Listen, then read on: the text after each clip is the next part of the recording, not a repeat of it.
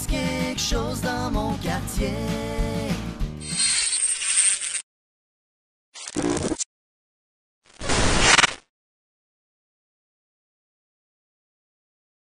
Mesdames et messieurs, bonjour, Ghislain Vachon qui vous accueille à ce nouvel épisode de Du monde nous regardait.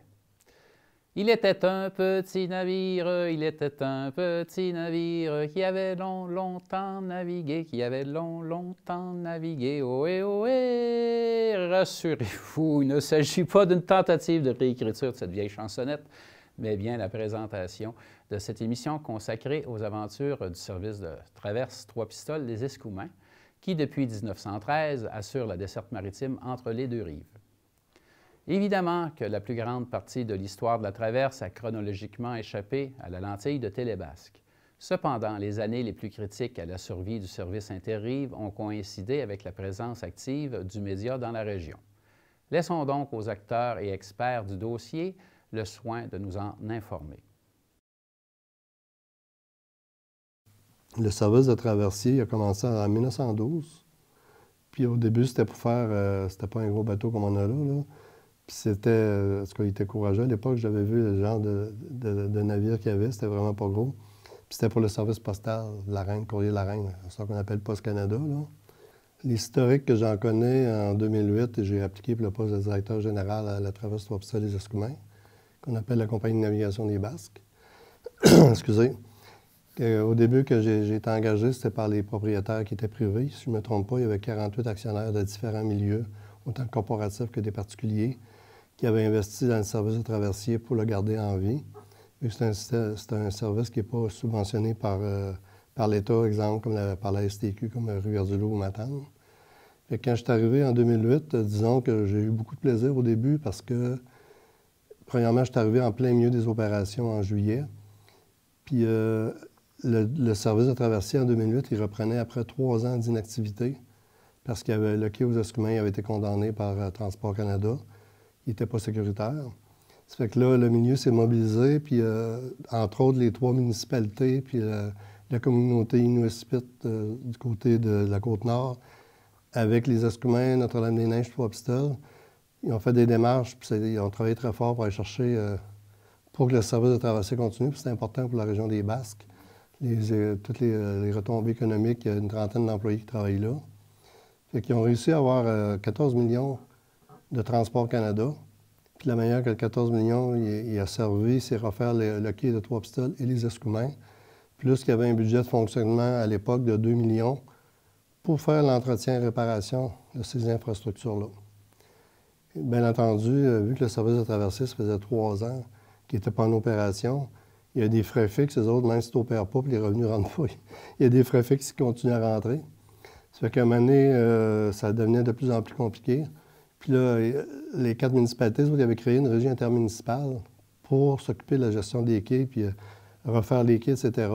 Puis par après, faire l'entretien.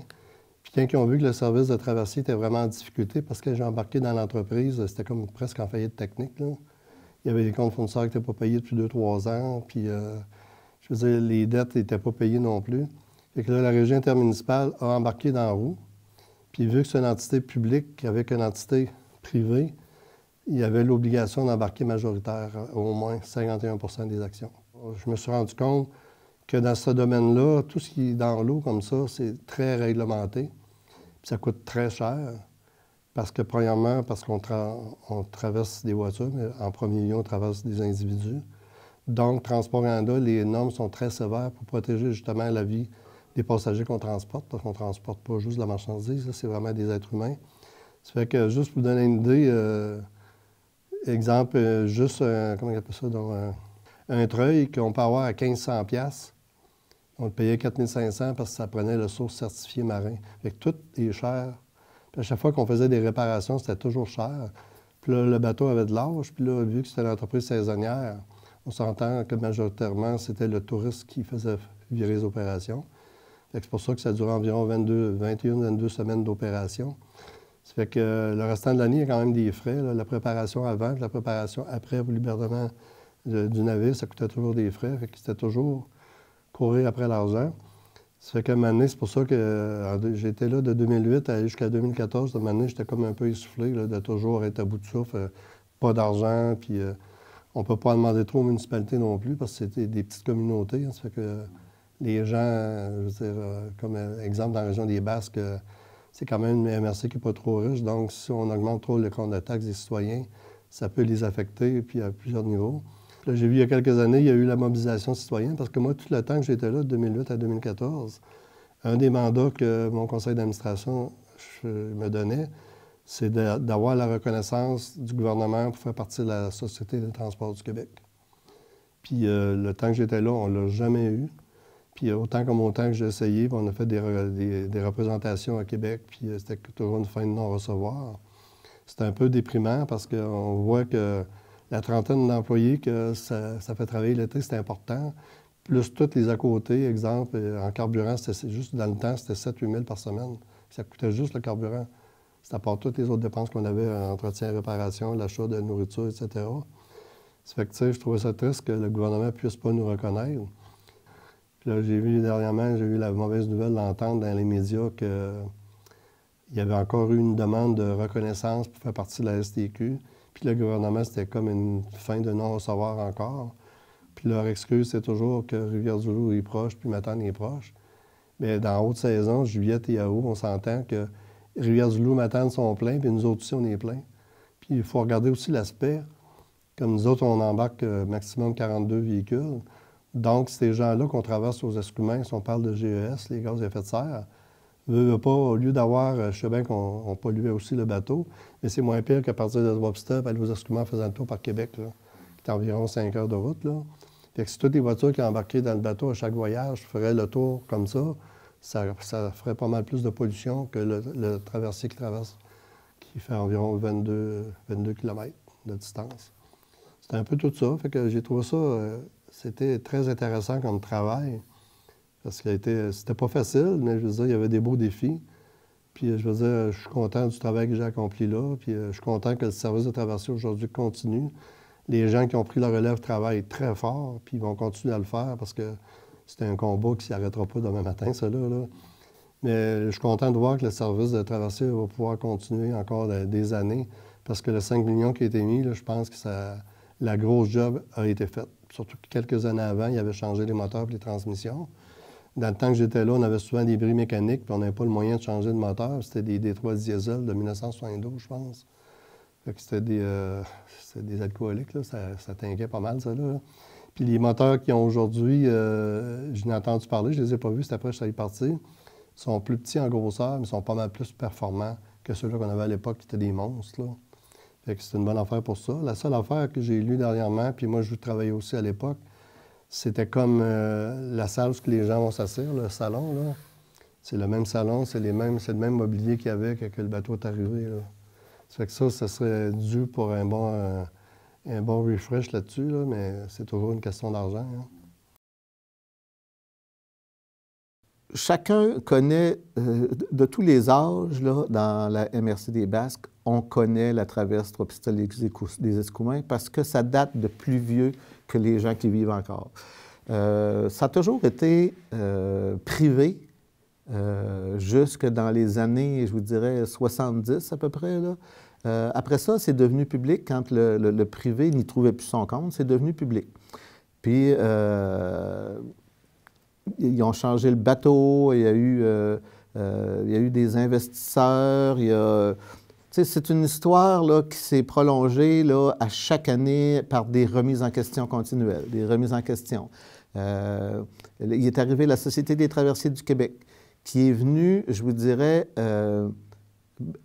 briser l'équilibre de gestion des traverses, parce que la Société des traversiers du Québec subventionne des traverses chaque côté de nous autres, qui fait que nous, pour être concurrentiel, on doit s'accoter au prix d'une concurrence, dans le fond, qui est déloyale parce qu'elle est subventionnée par un organisme qui s'appelle la Société des traversiers du Québec. Moi, ma famille était très proche. Le premier capitaine, le capitaine Sirois, il restait ici en arrière. Puis mes oncles, du côté de ma mère, mon père était marin aussi dans le temps. Puis les oncles étaient très proches de la famille Sirois. Fait que le capitaine Lévesque, qui a été un des capitaines là, impliqués avec la traverse, lui, il a fait ses classes en navigation avec mon père. Puis c'est là qu'après ça, quand il a eu son ticket de capitaine, il a travaillé comme officier pour mon père. Puis après ça, il est revenu ici et il a acheté le traversier. Fait que moi, je traversais sur le bateau n'importe quand. J'avais jamais payé une scène de traverser sur le bateau.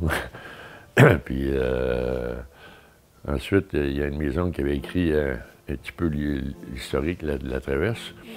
Qui avait fait pareil, un article qui avait fait pareil dans le courrier de Trois-Pistoles. Moi, j'avais dénoté certaines petites erreurs, puis je trouvais que c'était pas complet. Puis à un moment donné,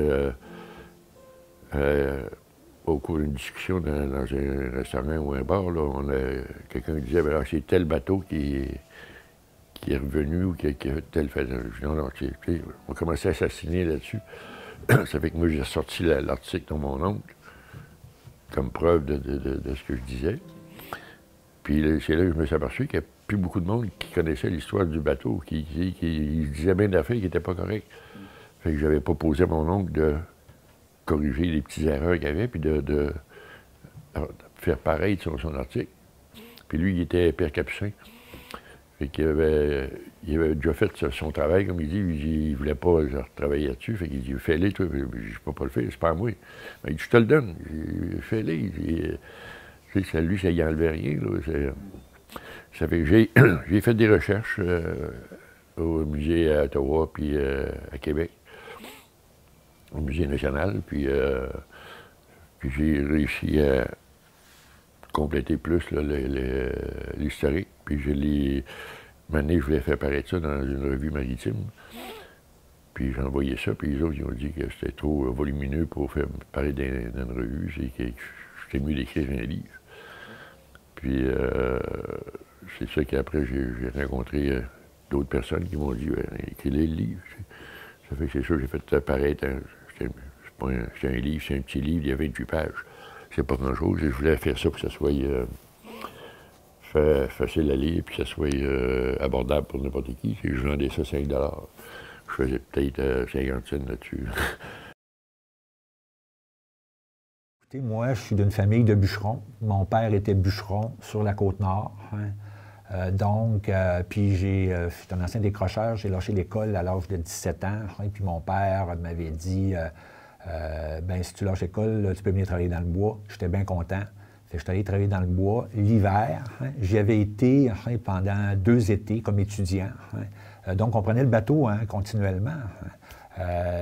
Donc, la traverse de Trois-Pistoles, c'était d'amener des travailleurs de la région ici qui allaient travailler dans les mines sur la Côte-Nord, qui allaient travailler dans les chantiers de bûcherons, dans les chantiers de construction, dans les barrages.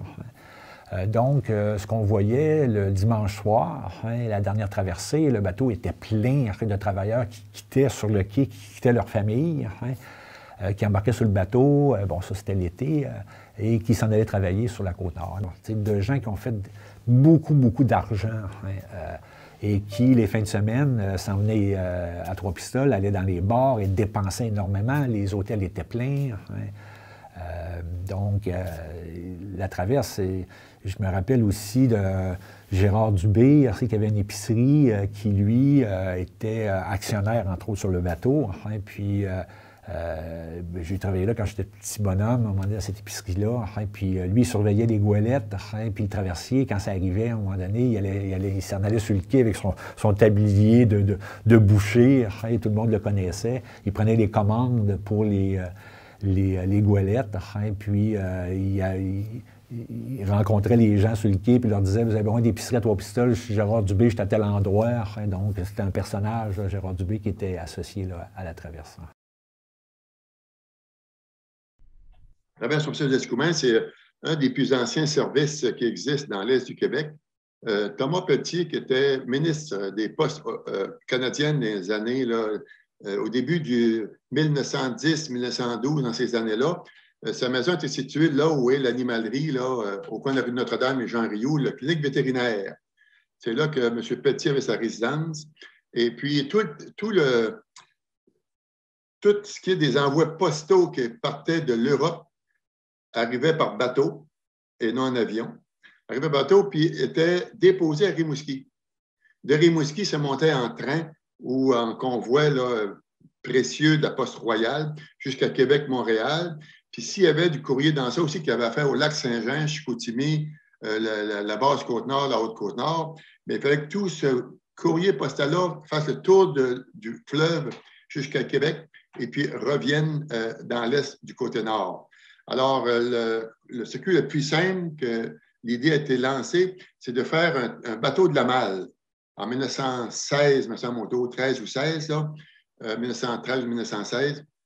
1913, après moi. Alors, ce bateau-là, il fallait qu'ils construisent des quais. Donc, M. Pelletier, qui était ministre des Postes, le fédéral, ont mis des sous, puis ont construit un quai à Trois-Pistoles, puis aux Escoumins, pour recevoir le bateau de la mer, qui était quand même tout petit. Et pendant des années, ça a fonctionné. Et de fil en aiguille, d'année en année, les besoins grandissaient, la Côte-Nord se développait, parce qu'il y a 100 ans passés, là, cette île, c'était des Premières Nations qui étaient là, il y a 110 ans passés. Là. Alors, et puis Bécomo aussi, ce n'était pas ce que c'est aujourd'hui. C'est très récent, le développement de ces villes-là. Et puis, le bateau a commencé à prendre des bateaux plus gros, plus performants. Il a fallu agrandir les quais, puis les agrandir. Finalement, ça a été fait à coup d'élections, peu importe le parti au pouvoir pendant toutes ces années. Mais il y avait quand même une ouverture. Et le traversier était privé. Et puis, avec les années, le gouvernement s'est aperçu que les besoins avaient changé. Il y avait des quais qui commençaient, pour eux autres, qui étaient excédentaires, le fédéral. Et au niveau du provincial, eux aussi, vu que le transport au Québec est de juridiction provinciale, je parle et puis là, le gouvernement a commencé à s'intéresser à voir, à peut-être corriger le tir au niveau de certaines traverses, puis en prioriser certaines autres. Ils ont mis en place ce qu'on appelle, ils ont fait une étude durant le rapport La Londe des Valouais en 1977, faisant une analyse de qu'est-ce qui devrait rester comme traversier dans l'est du Québec. Alors, il y avait la traverse de Lévis, naturellement. Il y avait Rivière-du-Loup-Saint-Siméon. Il y avait Matane-Godbout, puis Rimouski-Forestville. Trois-Pistoles n'existait plus dans leur décor.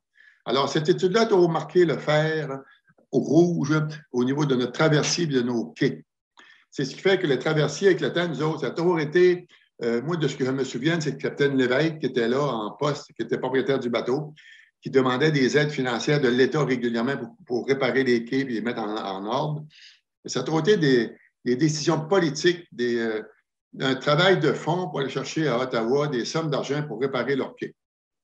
Si bien que M. Lévesque a vendu ce bateau, Roger Rioux en est devenu propriétaire, l'ancien directeur de pompes funèbres à Trois-Pistoles. Et puis, une fois que M. Rioux, lui aussi, en est venu tanner de quémander à Ottawa pour avoir des quais puis réparer des quais, eh bien, moi, je me souviens très bien d'avoir vu Adrien Côté, Camillien Charon aller demander à des députés, des ministres à Ottawa fédéral à coût de subvention de 300 000, 500 000, 1 million pour réparer les quais, pour les garder en vie un petit peu. Mais ça ne suffisait pas assez. C'est ce qui fait que le traversier a toujours été d'une incertitude de traverser à cause de cette situation-là. Or, il est arrivé dans les débuts des années 90, Ottawa, mené par Jean Chrétien, son ministre des Transports, qui était Jean Lapierre, qui est décédé d'un accident d'avion aux îles de la Madeleine. Le gouvernement fédéral a dit là, à partir de maintenant, nous allons se délester des quais excédentaires qu'on n'a plus besoin. Trois-Pistoles, les Escoumins faisaient partie du décor. Ils étaient tous les deux là, à l'abandon. Le bateau ne traversait plus depuis 2 ans. Et puis, c'était là le milieu. Alors, le gouvernement disait, ces quais-là sont excédentaires, on s'en débarrasse. On est prêt à les céder aux communautés si vous voulez les reprendre, restaurer, mais faites-nous un signe comme quoi vous voulez les avoir ou non.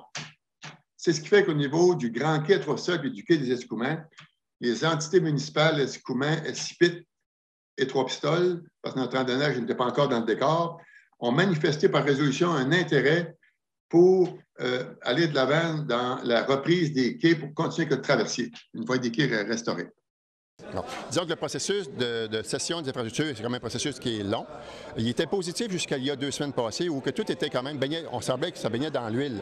Jusqu'au 15 avril, lorsqu'à Québec, on a été reçus par les gens de Transport Canada, la sous-ministre adjointe, entre autres Mme Pajot, qui nous ont signifié carrément que le traversier ne partirait pas l'été prochain et en plus que tout processus de cession des quais s'arrêtait aujourd'hui. C'était final, une fin de non-retour. On a brassé un peu dans le bureau, du mieux qu'on pouvait, et là, on a eu comme un sursis de 48 heures qu'elle a vérifié en haut lieu si il pouvait y avoir autre chose qui pourrait sortir de nouveau. Alors, c'est ce 48 heures-là qu'on a profité. C'est que le 28 février, le fonctionnaire André Roy de Transport Canada nous avait mis sur la table par lettre qu'il recommanderait 13 millions au ministre. Alors que 2 semaines après, elle nous annonce que c'est fini. Alors, nous, on a profité de l'occasion pour nous dire, on accepte l'offre de 13 millions. On a écrit à M. Lapierre. Alors, qu'est-ce qui s'est passé entre le 15 avril et le 22 avril? Moi, je crois que c'est de la pression politique qui s'est jouée. Je ne suis pas certain que M. Lapierre... en tout cas, j'espère que M. Lapierre était bien entouré pour connaître le dossier à fond. Parce que quand j'ai parlé à M. Lapierre vendredi midi, j'avais l'impression qu'il connaissait le dossier. Parce qu'il nous en a fait part, puis je pense qu'il connaissait le dossier. Mais je ne suis pas certain, dans toute l'ampleur des tâches qu'il incombe présentement, que ça a pu passer plus vite qu'on pense. Mais je pense que c'est ça la différence. Mais il y a la pression politique et la présence, je pense, des journalistes et des contacts font que le message se rende à bon port. Ce qui fait qu'au niveau politique, là, il fallait trouver une façon de faire monter le dossier. Alors, là, il y avait, dans cette époque-là, c'était rendu M. Paul Martin qui était rendu premier ministre du Canada, puis Stephen Harper aussi, qui était premier ministre, l'aspirant premier ministre. Et les deux entités, c'était des gouvernements minoritaires tout le temps. Et quand, Stephen Harper a réussi à renverser Paul Martin, puis Jean Lapierre était décédé, alors Stephen Harper, lui, a nommé Lawrence Cannon comme ministre des Transports. Lawrence Cannon, qui avait été sous le gouvernement libéral de Robert Bourassa à l'époque au Québec. Lawrence Cannon, c'était un grand amant de la pêche et c'était une très bonne amitié avec le chef indien des Escipites sur la Côte-Nord. Il s'est fait rencontrer, lui expliquer notre dossier. Fait que le dossier est parti du bas de la pile puis est monté sur le haut de la pile. Je suis très heureux aujourd'hui d'être ici à cette annonce que vous attendiez, je pense bien, depuis longtemps.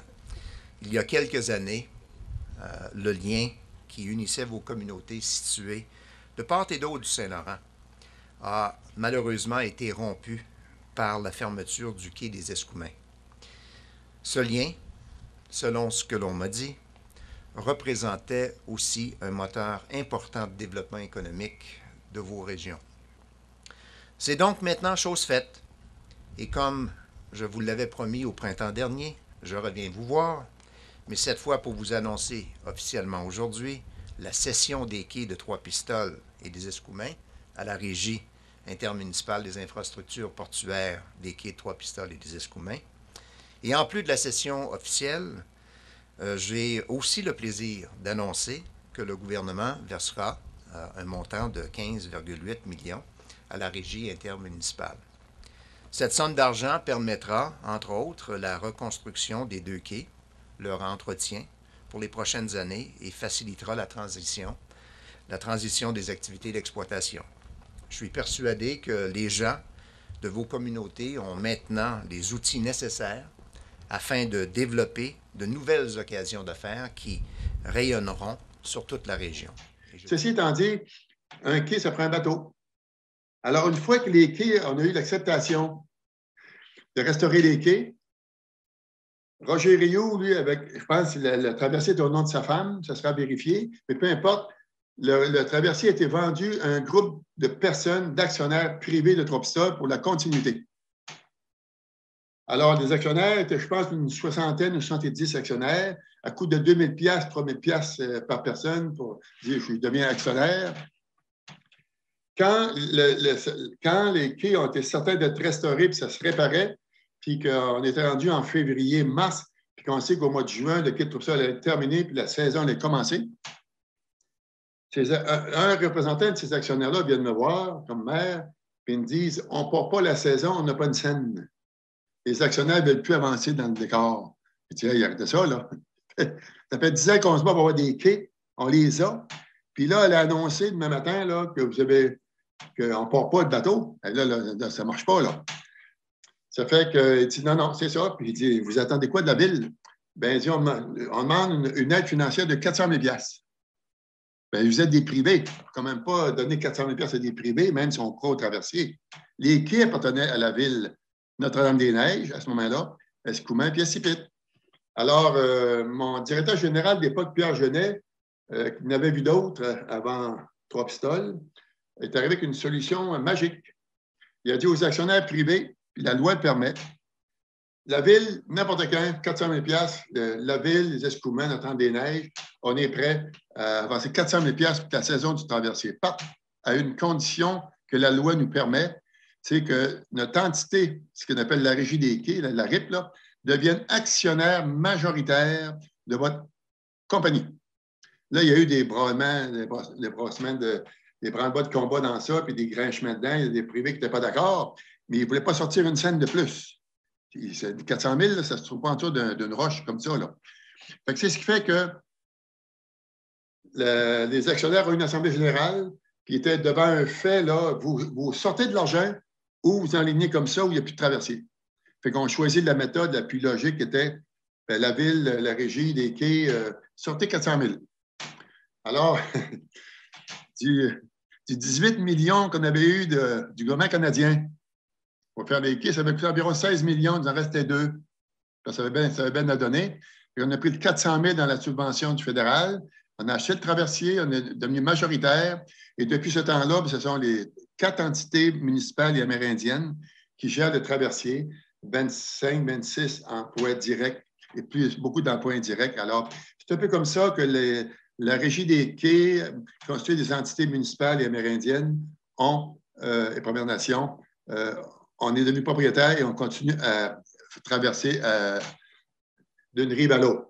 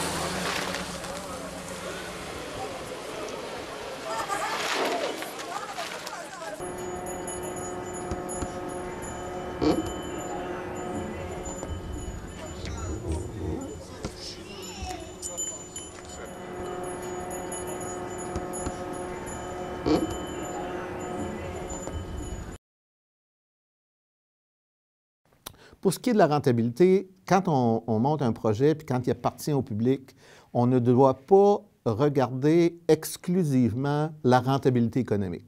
Moi, je pense que la traverse Trois-Pistoles-les-Escoumins, quoi qu'il arrive, puis on a le bel exemple dans la dernière saga là, avec Sauvons l'héritage, puis toute la démarche qu'on a dû faire pour pouvoir financer là, les réparations du bateau. Je pense qu'on n'investit pas exclusivement dans le bateau, on investit dans notre industrie touristique. Comme bien souvent dans ce genre de situation, on parle et on parlera encore d'histoires, de chiffres, autant pour la viabilité économique de l'entreprise que pour les projections sur la durée de vie des équipements. En conclusion, il faut se rappeler que tout ce qui est construit pour faire face à la mer constitue un effort continuel de maintenance et de reconstruction. Il y a bientôt 20 ans, dans les chaumières du comté, un immense miroir est venu pour nous raconter nos contes et nos légendes et des racines jusqu'au cou. On est revenu à la parure de chez nous. Le monde nous regardait tant le soleil s'est levé. C'est maintenant